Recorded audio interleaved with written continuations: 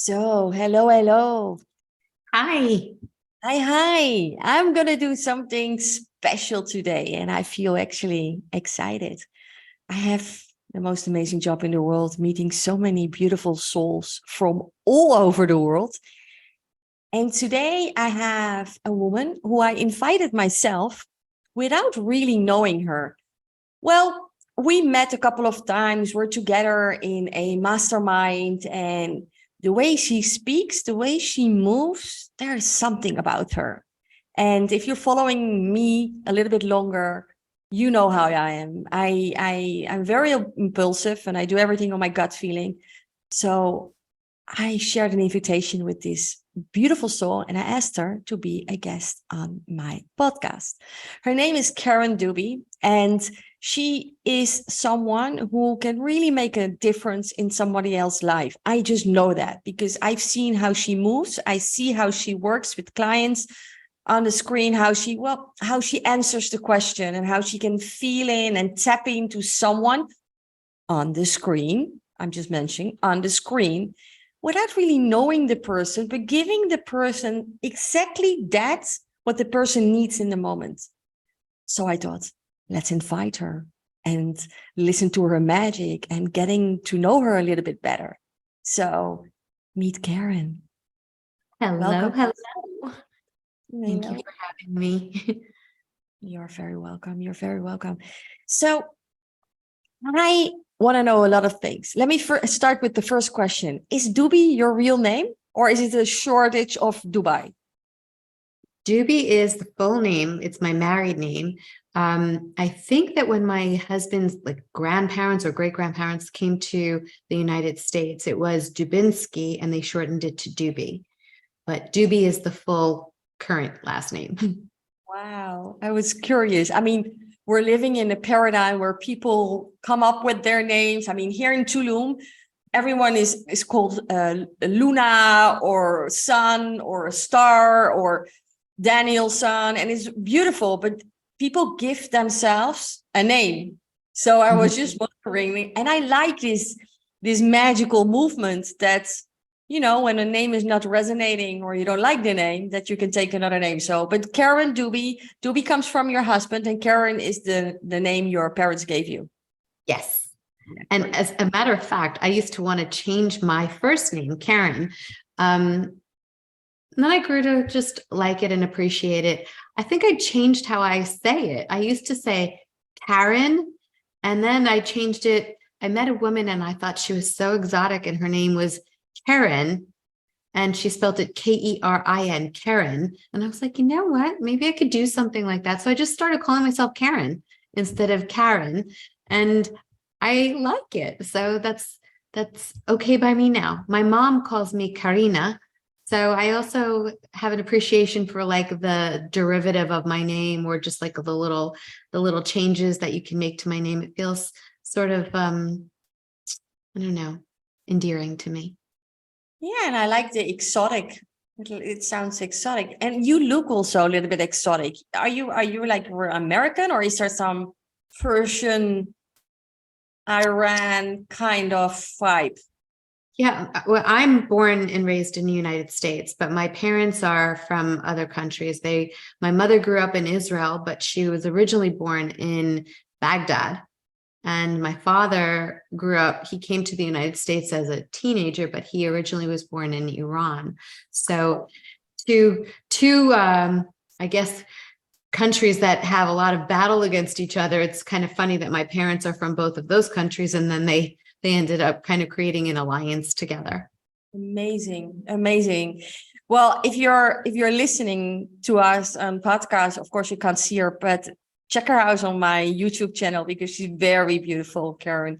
And I just told her I came like rushed in this morning, and or I had a very busy morning, so I came rushed in this afternoon. But I'm like, oh yeah, I'm gonna speak with Karen, and then my mind just like, yes, and she always looks so beautiful, so you better also, girl, make yourself beautiful.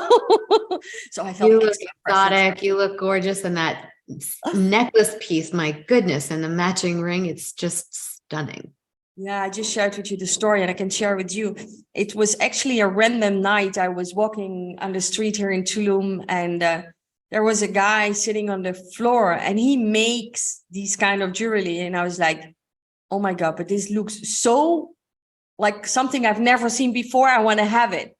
So I'm on a mission tonight because I want to find him because everyone is asking me, I want a piece like that. So if I can help this man selling his business, I would be very happy. So tonight I'm going to be on my mission finding him. So wish me good luck. Good luck.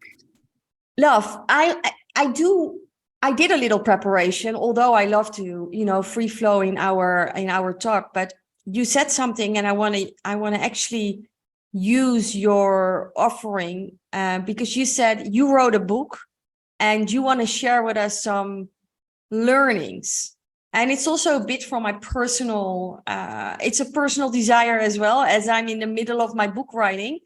And it's quite a, how shall I call it? An adventure. Mm. So first with my book, Yeah. I have also, like you, I've been teaching yoga a long time. It was 25 years I have been teaching yoga. I'm not really teaching formally now. It's really mostly coaching, but it's a part of me. It's a part of my everyday practice and whatnot. And in yoga, there is a deity, Ganesh, he's depicted as an elephant. And a lot of people refer to Ganesh as the one who removes obstacles. And then I learned from one of my mentors that he's a little devious and he actually puts the obstacles there for you so that he can then have you aim to clear the clutter or the obstacle away. So it's like kind of like if there's an obstruction or there's something in the middle of the road, he's putting it there so that you have to figure out, how am I going to do this? Am I going to just stop? Am I going to revert back? Am I going to go around it? How am I going to navigate around this obstacle? Because I still have somewhere I want to go. I still have something I want to do. And so I learned that Ganesh is not removing the obstacle. He's giving it to you with a love so that you can improve yourself and figure out how to remove the obstacle. And that was something I felt with writing a book. I didn't know how to write a book. I didn't know what to do. I didn't know how you go about the whole process. And it was like this big elephant in the room, so to speak. I wanted to write a book. I just felt like it was something I wanted to do. And it was this big thing like, whoa, how do I do that? I have no idea how. So what I did was I found a mentor who teaches how to write books, and I entered a group and I learned how to write. I learned how to go about the whole process of doing it, all the details of how to write a book, because so many people say I've been writing a book for like 5 years or whatever time period. No, you're not writing the book. You're thinking about writing the book if it's taking that long. And so that was his philosophy, is just write the darn book. Just do it. Just keep writing, just keep writing, just keep writing. And so I just kept writing. I just kept showing up. Some days were terrible. Some days were like, I feel like pulling the hair out of my head. I don't know what to do or say. And then sometimes it was just very free flowing, and it got better. I removed the obstacle because the more consistent and the more practice, the easier it became to do. So I wrote a book, and it's called The Art of Getting Out of Your Own Way. And the tagline or the subtitle is 10 and a half ways to create a growth mindset. So it's a very kind of personal self-development book. And that's very akin to the progression of my professional career in life coaching and business mentoring. And it also has a spiritual essence because that's the nature of who I am. So it's an easy read. I think my mentor calls it like an airplane book. I forgot how many pages, maybe about 150 or 160 pages, but it's a short read. Like if you're taking a few hour plane ride, you can kind of read it cover to cover, or you can use it as a reference book. Like each chapter is in and of its own. So you can pick up one chapter and say, you know what, I feel like reading something about fear. I feel like talking a little bit about procrastination today. I can use a little help on this idea of energy. So I have different chapters. They're all the different kind of modalities or way you can create a growth mindset. And offerings in each chapter. So you can read one alone or as a standalone or as a whole kind of conglomerate of different ideas. Beautiful, beautiful.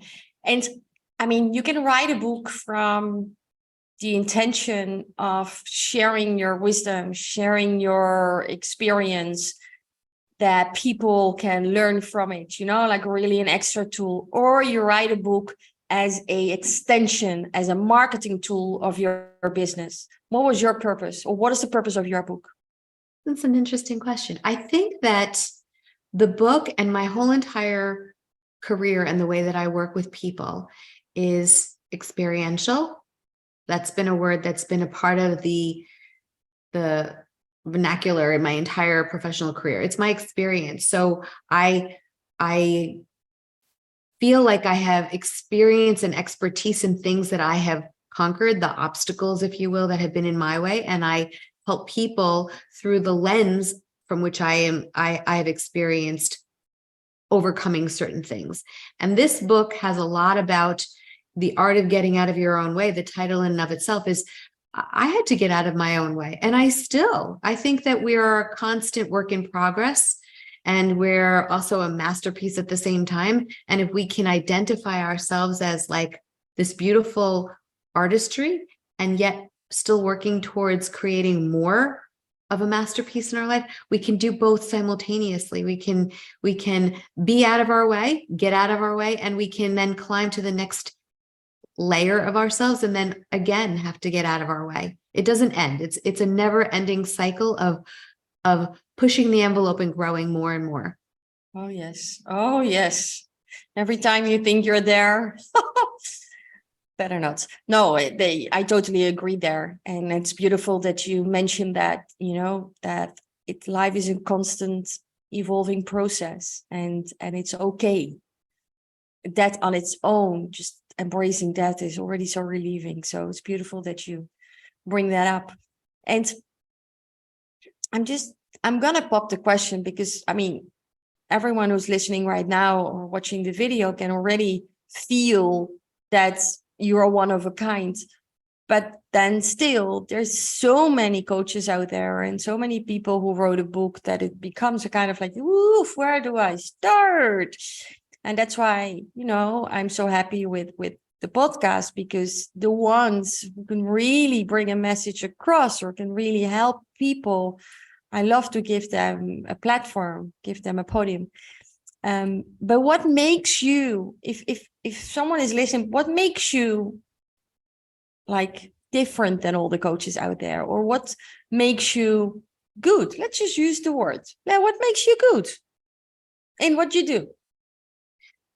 Well, I am a life coach also for women, and it was definitely not something I thought I would enter into doing business coaching. I had zero background in business. I was always more of a science and a mindset person. I studied psychology, I studied biology, I studied health and wellness and all things in that regard. And then that led into yoga and meditation and breath work and Ayurveda, which is the sister science to yoga. The sister science meaning yoga is the study of the mind. Really, we think of it as being like Gumby flexible, but yoga at the heart of it is the study of the mind, and Ayurveda is the study, the science of the body. And when you combine the two, you become a wholesome, harmonious kind of human being, mind, body, and spirit. So I never thought of myself as a business person. And yet I had to become the business person. I had a coach once who said to me, if you continue to think of yourself as just a life coach or a healer of sorts, and you don't think of yourself as a business person, you have two separate boxes and you're trying to keep them separate. They have to merge together. So I am a business. I am my own personal branding. I am the business. If I'm not the business, then what am I? I'm just a person who's giving information out, but there's an exchange. There's a business element to it. So with that, I had to learn the nuances of becoming a successful business person.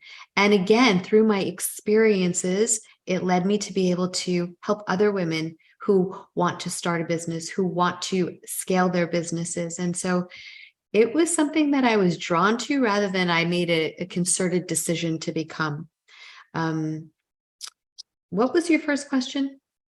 Well, beautiful. What I like about your answer is you were drawn into, and personally, I think that's the best way to drive a business, have a business, pursue a business, because then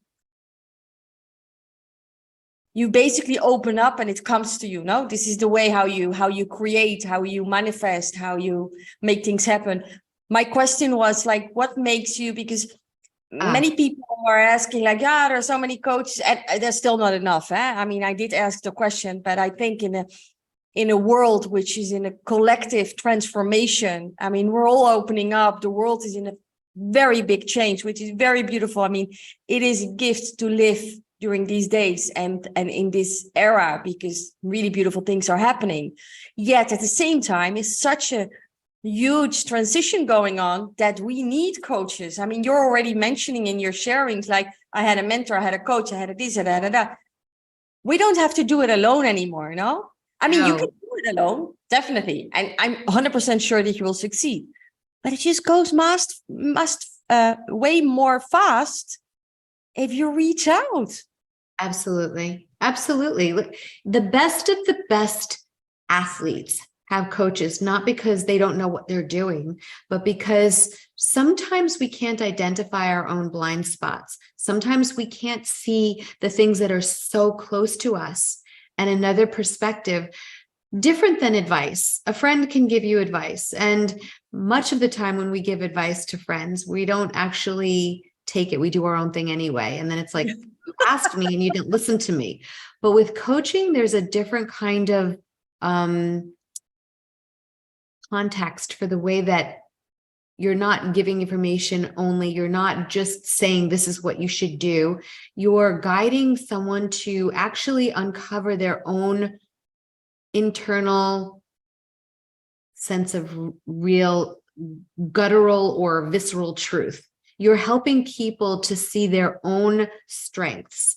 And it helps to collapse time because you're helping them see it where they couldn't see it on their own necessarily, or in such a quicker amount of time. It would take longer. We try to do it on our own and figure it out alone. Yeah, of course we can do it, but it takes longer. What I think makes me not better, but very good at what I do is I have a great tendency to walk into any kind of room with whomever from whatever walks of life and be able to have a conversation with someone.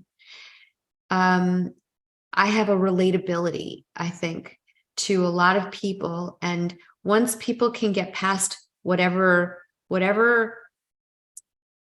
thing that they may think of me initially, if it's good or bad, and we can get to the heart of having that deep conversation together, which is what I like.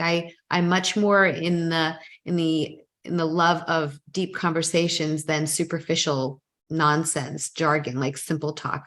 If you want to know how I am, I'm going to tell you how I am. If I'm not going to just say, good, how are you? I would like to have a deeper kind of communication. And so that's one of my gifts, is the relatability. I'll find a way to talk to anybody and invite them into a conversation.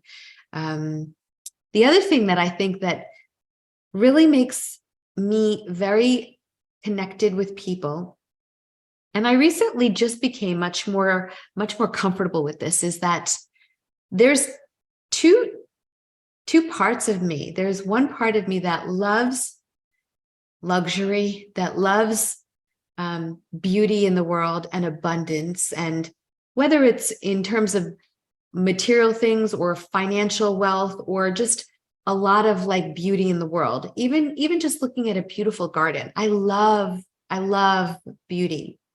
And so because of that, I love to accumulate and have things around me that are beautiful. I love my home being beautiful. I love my car to be beautiful. I love my clothing to feel beautiful. It's just really something that is an extension of myself. And I also have a very non-material, non-physical element about me that is extremely spiritual and very deep in terms of philosophy, and having discussions that are kind of not on the superficial level, but really very, very deep. And I love that part of me. It's a kind of like the East meets West in terms of traditional value or demographics. It's East meets West. It's yes, the luxury of the Western living, and it's the simplicity of the Eastern philosophies, and they come together. And so I learned from an astrologer recently that is who I'm here to serve. Is I'm here to help serve the people that like to have one of those elements and haven't exactly incorporated or introduced the other to them. And that will create the totality of who they are, is when they can embrace all of the layers of them. Beautiful, beautiful. Yeah, I totally resonate that with you, and beautiful how you explained it, where you said the simplicity of the East, the depth of the East meeting the abundance of the West. Beautiful. Yeah, I sincerely believe that we can have it all. I believe that, I mean, we chose to be humans, and we have in this human experience, in this 3D world, we have access to so much beauty. And I mean, I love beauty as well, so I share that with you. And beauty is candy for my eyes. And when I see beautiful things and I experience beauty, it's like this hormone, this it starts to get alive in my body, and I feel very alive. And then when I feel very alive, I feel more joyful. And when I feel more joyful, it just goes on and on, you know, in my work, in my love life, with my man. It has a ripple effect. For me, that's how it works. So thank you for bringing that up. Yeah. Scientific level, because I'm very science oriented too. That's part of my background is the science. So it's science. It's again, the Eastern and Western. It's the science. It's the woo, or the stuff that's not so, it's more like esoteric. But I kind of, the science is that we have a chemical release of oxytocin, and that oxytocin is what we feel when we feel the joy, when we feel the beauty, when we feel that sensuality inside, or while we're looking at things, when we have that sensory activation, that's where we release on a scientific level the oxytocin. I literally get butterflies when I'm in a restaurant and I dress up, and I'm going to have like a nice dinner, and I enter the place, and my man brings the chair a little bit to the back so I can squeeze in. And then I get the menu, and I'm like, oh my God, all this goodness. And I look around, I see beautiful, I mean, here, everything is outside, and they have beautiful plants and lights and music.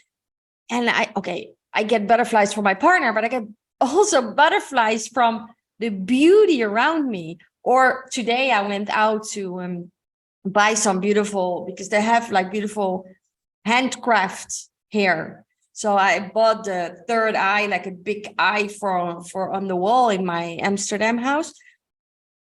I get literally butterflies. I'm looking at all the beauty. I'm like, oh, I get the chance to choose. So like, I'm going to choose the most beautiful one. And I'm so excited. And this bubble, this energy, I mean, for me, this is what life is about. To create, and of course, it works for every single person different. You know, some people get it from complete different stuff, or different products, or maybe even not something beautiful, but you know, it's all about the senses. For me, my eyes are very important. Mm-hmm. Yeah, me too. I agree 100%. Some people, you know, I often speak about orgasms, or probably some people have it from listening to music. I also have that actually, but I love to dance, and I love to put the music in my car, and then I'm singing, and my one hand on the wheel and the other hand in the hair. I'm like, oh my God, this life. And then I get very excited. It reminds me when I was like in my early 20s. I remember this. You're still in your early 20s now? Okay.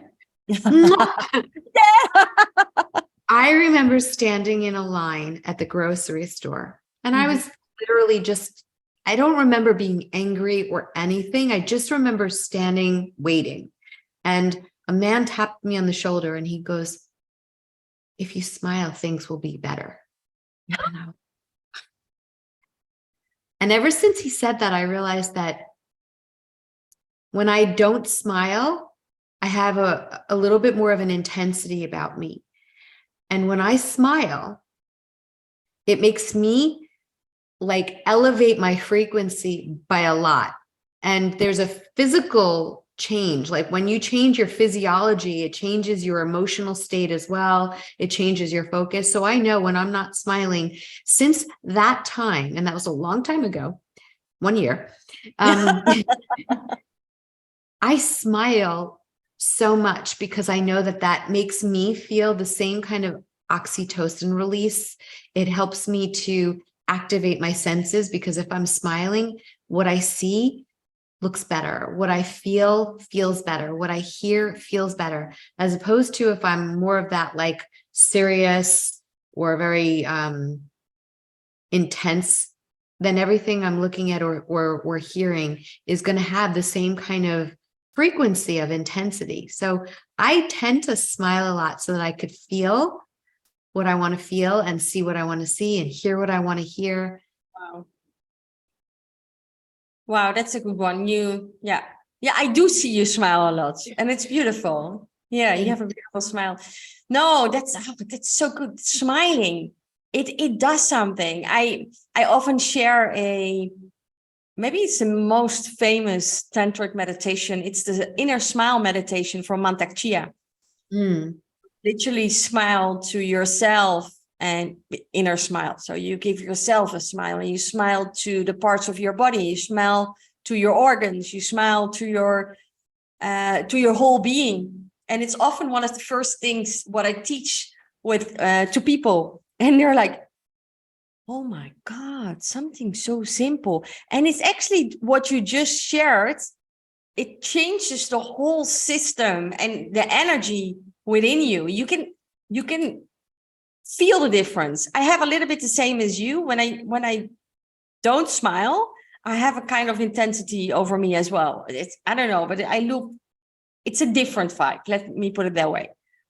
And when I smile, I just feel my whole being opening up. It's not literally only like opening up my mouth, but there's something in my energy and my shoulders are moving and it's like your whole energy is changing.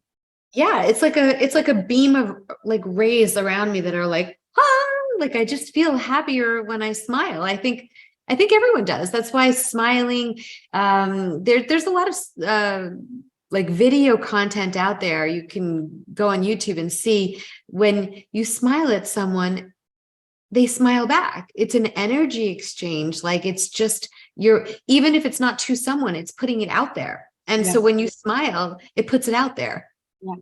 Yeah, I tend to practice with it. So I go to the supermarket and then I don't know. I like to just connect with everyone just with a smile. And you know why? It makes me feel better.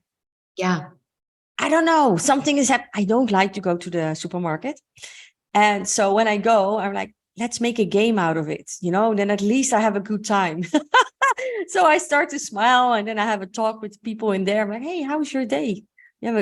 What happened today? And then it makes my journey a little bit more easy. My supermarket. I used to work in a corporate place where they had a rule that if you come in within 5 feet of another human being, like a person passing you, try to make eye contact and then smile. No. So it was silly at the time, but there's a lot of truth to it. Sometimes it got a little tricky because I think that sometimes men might wrongly think that it's like, like that kind of a smile, but it's just a friendly smile. But I agree at like places when I'm out and I sense for the most part, people will smile back. Sometimes they don't. And I say, okay, but I still smiled. Like I still did my part. And maybe they're going through something, but most of the time people smile back. Yeah. Most of the time people smile back. Not everyone is very comfortable with smiling. That's something what I realized, like smiling is like a thing for them. Or smiling without reason. But I mean, you always have a reason to smile now. I mean, you're alive. Mm-hmm. There are still parts of you what are functioning. You can breathe. Your heart is beating. Reasons to smile, no? And maybe smile without reason. Just smile. Right. Because of the feeling, what it gives you. Because it does make a difference. Yeah. I think it's the combination for me. It's smiling and breathing. It's because something changes in the breath as well. When you start to smile, it's like the breath becomes a little bit more intense. You take in more air, and that also has, for me, an effect on how I feel. I feel more alive. I feel more sparkly. I don't know if that's for you the same, but it's the combination of breathing more intensely. And I mean, the breath is for free. So go out there and take a good sip of breath and then give yourself the biggest smile ever. It works. Yeah. It just occurred to me now. It's not something I thought of in the past, but like also even when you smile, it's like the corners of your mouth are going in an upward direction. Up. It's like an upward energy as opposed to a frown is really a downward energy. And that in and of itself is reason to want to know, like, smiling is an upward feeling. It's an upward energy. It's rising up. Instead of feeling down and slouching, it's the same thing with your mouth, your smile and your body. It's an upward rising, a standing taller, feeling more confident in posture, as opposed to slumping down in your chair and feeling like, wah. So for so many reasons. A mosquito. Sorry, I was distracted. Yeah, for so many reasons. Yeah, definitely. Smile. It's a good one. You're totally right. Bringing up the corners of your mouth is an upward spiral, and we want to go upwards. No, I mean forward or upwards. Right. Not downwards and not backwards. No, can stay here. I have a mosquito attack. I don't know how that's possible. Sorry, I was going. There's one thing here what is distracting me, and that's mosquitoes. Yeah, I like that. The mouth up. I normally tell people, when you're in a meditation, when I see myself in meditation and I have my eyes closed, I don't know, my corners of my mouth go down somehow. This is how I go. So in a meditation, I actually do it for myself and bring the corners of your mouth up. Oh yeah, corners of your mouth up. I don't know. And then already something is shifting, no? Chemically in the body. Yeah. Yes. So are you serving just like me? I mean, I have a lot of women I work with and couples, and now slowly, some men are coming. How is that in your world? Did you make us? Yeah, well, you shared about it, working with women, but do you also work with men? I don't have men clients like one-on-one at this point. I used to, and I have, and I don't know that I would claim that I would never. I have group programs, like if I do live programs or workshops that are either online or live events in person, I sometimes will only have it for women specifically. But if it's a general kind of a workshop, I don't mind men participating at all. It was a natural gravitation to working with women. And I think it was more them that it gravitated to me than me gravitating toward it. I actually remember a time where I was pretty adamant about not wanting to niche my coaching as just a female coach. I thought, why cut half the population off as to who I'm going to work with? But for many reasons that are still developing, I feel much more aligned to working with women. I feel that there's a connection that is so relatable. I mean, I am a woman and I can work with women. I identify with women's situations and just changes that happen naturally as a part of our lives. And I have a relatability to that. So it seems more intuitive for me. I am now starting to recognize that there's also a sensuality about the feminine energy. And sometimes it's not so easy to turn off. It's just part of who our energy is as women. And in sometimes working in that intimate connection with men, it feels a little bit, it just feels a little bit like not an area that I want to embark on. You know, I'm a happily married woman, and I just feel like that's the intimate male relationship I have. And for other men, I can have male friends and male companion people in my life that I'm friends with, but I think coaching is a very deep, intimate relationship. So for me, it just feels more aligned to work with women. Yeah, well, it's very good that you speak openly about it, because I definitely support that you do whatever feels good for you in the moment, and because in that way you can guide them in your best way. So it's good to open up around that, and everyone have their own way of going around. So thank you for sharing that so openly and honestly. So we can respect that. So everyone knows how they can find you and where they can find you. And at the end, I will share something special. And we're almost towards the end. You just brought up my favorite topic, and that is sensuality. And it's a topic that's, okay, by and by, we speak more about it.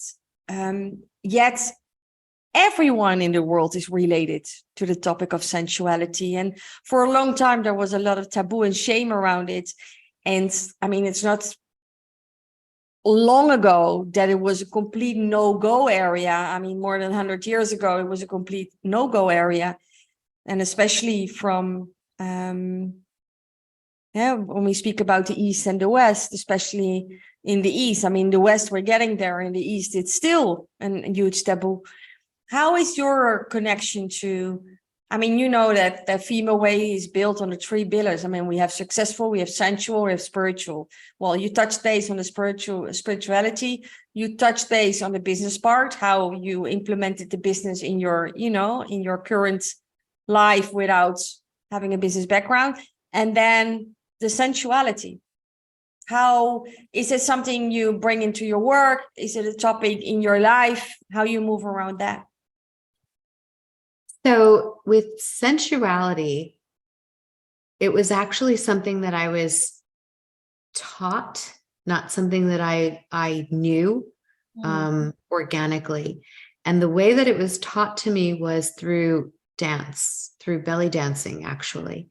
And in belly dancing, I did it recreationally, and then I loved it so much I became part of a tribe. This was years ago, but I loved it. And it's built on layers, but those layers are all on being able to be so aware of each body part, to be, what is it doing and how is it moving and how can you make it move in a more fluid and flowy way. Now, all of dance is really kind of like that as well, but particularly belly dancing has a sensual femininity to it more than other kinds of dances, like maybe hip hop or some more grungy type of dancing that's a little like more.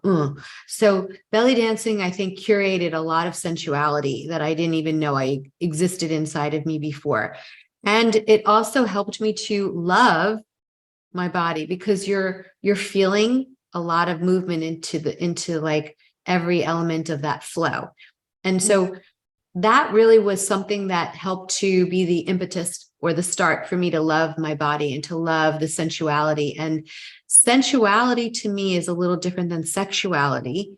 And I know that a lot of people confuse the two, but sensuality is something that is more quiet. It's something that you exude because you're feeling connected to yourself. I think, and I think sexuality is a little bit more of an external kind of thing that we do. Sexuality, what we want to connect with someone else. Sensuality is something that we connect with ourselves.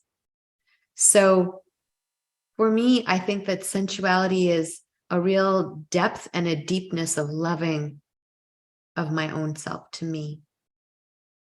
And when you walk with that, it exudes the energy. It exudes out into the world. And we're talking a lot about different things that exude that energy. It's like our smile, our love, all those kinds of things. It's our sensuality. It's how we hold our bodies, how we walk, how we flow in each movement that we make. It's how we interact with that movement, how we use our hands, even everything. It's part of who we are, how we hold ourselves. I love that. I love that. Yes, yes, yes, yes. All of that, Karen. I mean, we are, as women, sensual beings by nature. So thank you for bringing that up. And thank you for expressing that so beautifully. You know, it's how we speak. It's how you drink your water. It's how you move, how you walk, how you talk. And yes, belly dance. I mean, it's the most sensual dance ever. I mean, it's completely focused on our first, second, and third chakra. It's super sensual. Completely. I think every woman out there shoots belly dance. It's amazing. And the clothing. I mean, if you do it like full and wear the beautiful clothes and then the sound effects and yeah. But yeah, thank you for bringing that up. And it's a beautiful way to end our gathering. Is sensuality is absolutely, you're right, absolutely different than sexuality. And being sensual is not just a moment, it's a way of living, you know. It's the art of sensuality, and really become that. The way you eat, the way you smell your food, the use of your words, the necklace you put on, like the plants around you, and the finesse, how you decorated your whole. I mean, I just asked you, is it a visual you're using as your background, as it looks so perfect and so beautiful? How do you say, aligned? And then the purple of the lavendel, and then I see some violet. I don't know how you call it in English, but we call it violtjes, like the beautiful plants and flowers you have there. That's also very sensual.